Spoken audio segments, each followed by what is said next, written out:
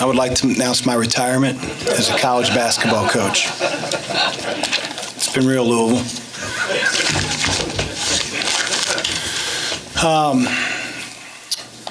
First of all, a very, very hard-fought battle. You know, Clemson's got, I think, the second best rated defense in our league, and their physicality, especially in the first half, knocked us back.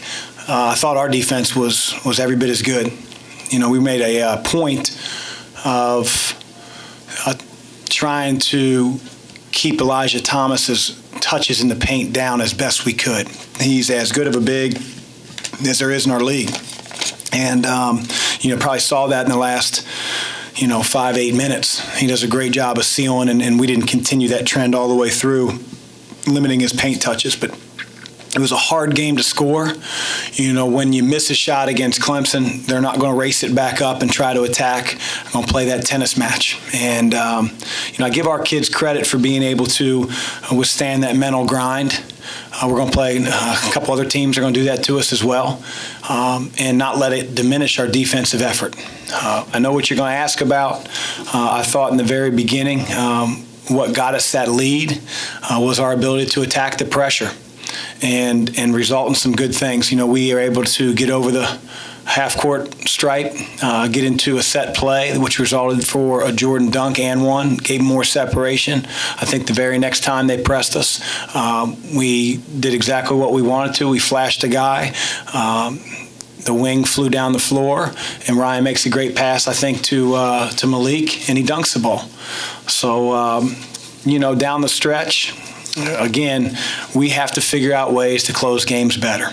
And I told our team, mental errors and physical errors cannot be tolerated in winning time. It's the first time our guys have ever been in positions where they are closing games. And what I mean by that, they're on the floor, they're in the moment, they're closing the game. And so, we had maybe against Florida State and Duke, maybe two of the toughest locker rooms that I've been in the regular season. And I'm sure to a certain extent, those ghosts were probably in our guys' minds a little bit. But we just have to be stronger with the ball. That's all I can tell you. We have to, it's one of those things where, Dwayne hunches over the ball.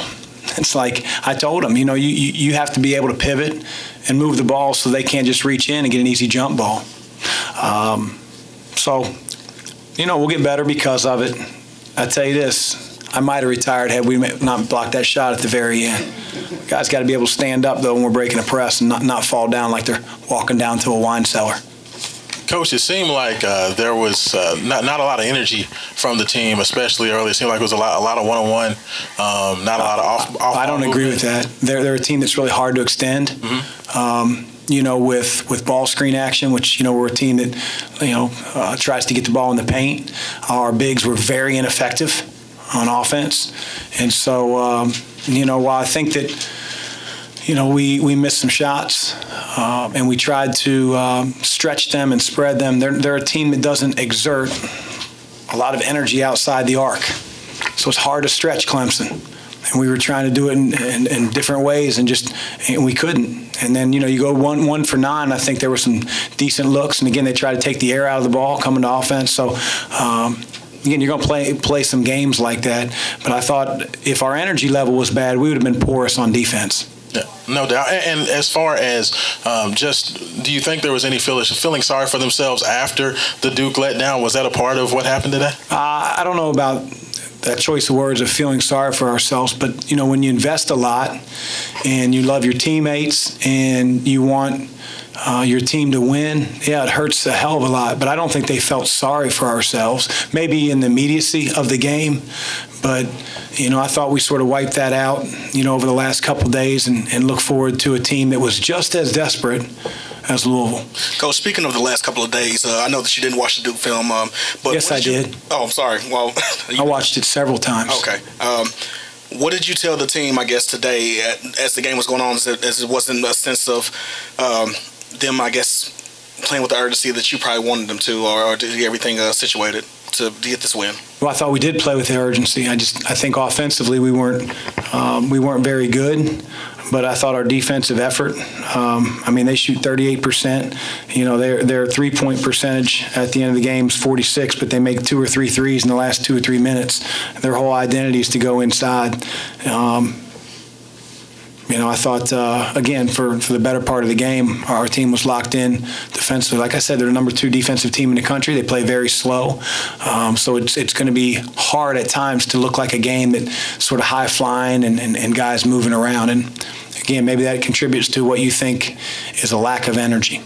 Chris, you mentioned Dwayne's posture, but there have been a couple other guys who have fallen too. Is that also posture with them and just how they're carrying themselves, trying to catch those passes and get open? Or no, I meant when I said posture, I'm talking about the tie-up. If I hold this water bottle like this and you come over and grab it and I don't move it, you're going to be able to grab it.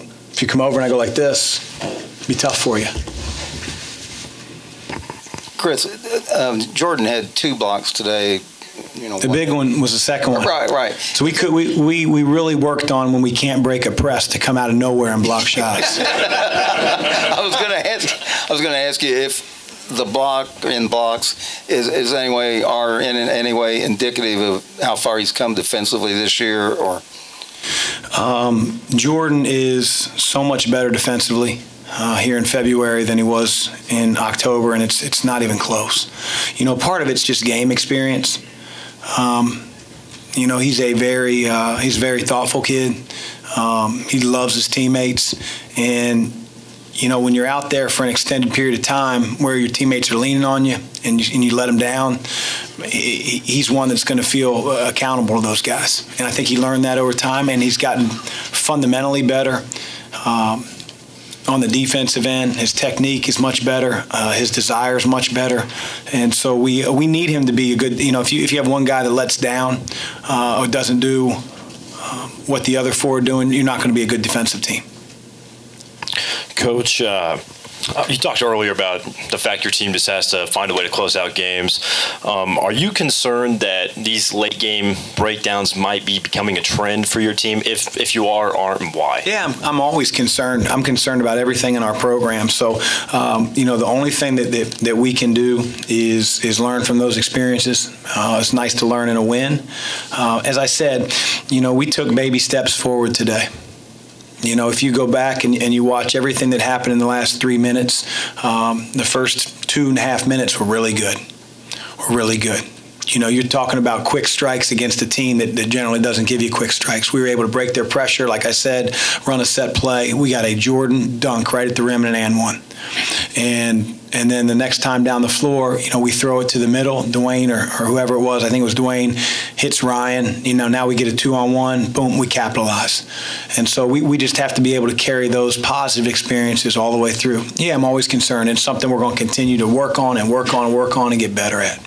Coach, as far as the play, as Darius Perry, just back-to-back games where he's played well, do you sense his confidence just coming back a little more? He did a much better job, these last couple weeks, both with his effort in practice and his play on the floor.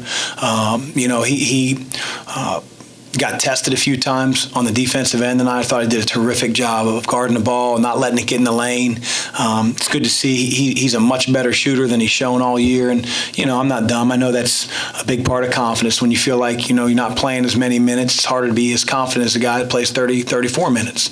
But, that's where he's at, and he's working his way out of it. And I thought his contribution tonight was awesome. How was CeCe able to be so effective in the second half? He has a toughness about him. Like when I met with him after the Duke game on our day off, and I just said, hey, tell me what you're thinking. And, he said, Coach, I screwed up. And he didn't use the word screwed. He said it 3 or 4 times. And, in a day and age where everybody wants to blame someone else and say, well, if he'd have gotten open or if he'd have done this, when you have ownership like that, you're able to move forward. CeCe's an awesome kid, and he is a general, and I just think he's mentally tough. And we need a couple other guys to, keep following the leader, and we're going to get better because of it. Hey, we got one of the toughest schedules in the entire country. We got 18 wins. And felt like we punted 3 games away. And so make no mistake, we got to get better in closing games, and we will. But as I said the other night, man, I love this group. They've done everything we've asked and more, and they've exceeded a lot of people's expectations outside of our locker room. Quick follow-up on Perry there. About midway through the second half, you had Quan at the scorer's table, and then all of a sudden Perry hits that three. Was that just, once you saw him hit that three, did that just give you confidence to leave him out on the court? Yes. He'd been in there for a while, and so it was really his turn to come out. But knowing that Darius, hasn't shot the ball well, the last thing I wanted to do is once he hits a three, hey, get him out of there. It's like, he's feeling good about himself. He's really, contributing.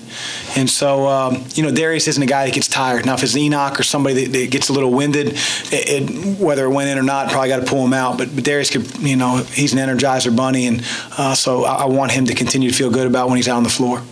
Chris, Ryan had 2 huge assists there toward the end of the game. Do you consider him a good passer, great passer, terrific passer? How do you look at his passing ability? He's a good passer. Sometimes he gets a little too cutesy with his passes. Looks one way and throws the other. And, he threw the ball out of bounds tonight on the break, if you remember. So, and I think that's just a function of, like I told him, you don't always have to be the cutest guy in the room. Make the right, solid, strong play. His defense has come miles. He's helped our team win a lot of games, but yeah, I think he's got a really good mind for the game. He sees plays develop, just like he did when Jordan curled around and got open, and he had the presence of mind to drop the defender's hands before he threw it over his hands so that we could, get that play.